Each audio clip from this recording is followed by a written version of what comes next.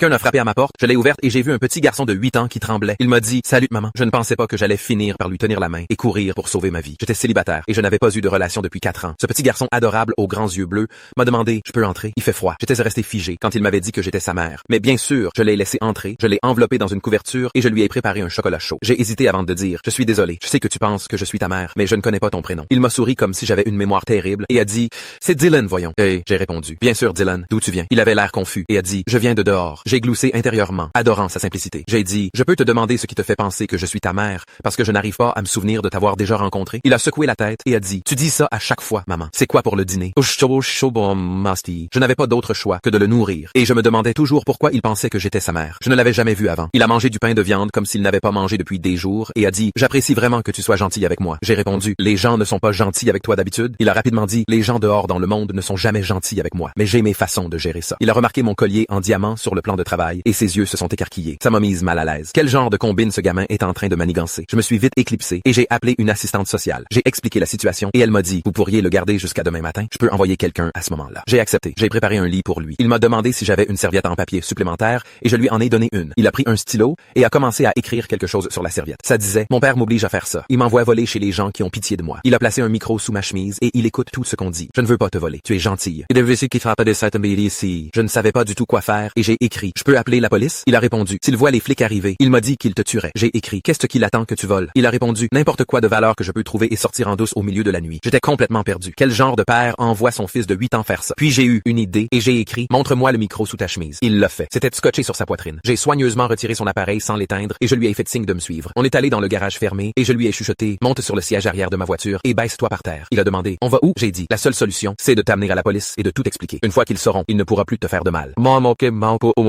Il a hoché la tête pour montrer qu'il comprenait et il laisse monter sur le siège arrière. Je suis monté, j'ai ouvert le garage et j'ai reculé dans la rue. On avait laissé le micro à l'intérieur pour qu'il ne pense pas que Dylan avait bougé. Pendant que je descendais la rue, j'ai regardé dans mon rétroviseur et j'ai vu un homme costaud défoncer ma porte d'entrée. J'ai eu le souffle coupé, puis j'ai accéléré dans la rue et après un virage à droite, j'ai vu une Buick démarrer en trombe et tourner derrière moi. C'était son père qui nous poursuivait. J'étais beaucoup trop nerveuse pour essayer d'accélérer, alors son père nous a rattrapés rapidement. Il s'est mis à ma hauteur et j'ai juste fait comme s'il n'était pas là. Il hurlait des insultes au hasard et je restais concentré devant moi, faisant de mon mieux pour l'ignorer. Puis tout a changé quand il est devenu tellement enragé qu'il a percuté le côté de sa voiture contre la mienne. Ça a envoyé ma voiture dans la barrière métallique et j'ai perdu le contrôle. Heureusement, ma voiture ne s'est pas retournée, mais elle était enfoncée et ne fonctionnait plus. De la fumée sortait dessous le capot. J'ai repris mes esprits, j'ai attrapé Dylan par la main et on s'est mis à courir dans les bois. J'ai regardé derrière nous et j'ai vu son père qui nous poursuivait en criant « Je vais vous tuer ». Il était plus lent que nous. Alors on a traversé les bois épais et on est arrivé dans une clairière. On a sauté dans un bus et on est arrivé au commissariat. La police a arrêté le père de Dylan et l'a jugé pour plus de crimes que je ne peux en compter. J'ai fait une demande pour devenir la tutrice de Dylan et j'ai tellement d'amour pour ce petit.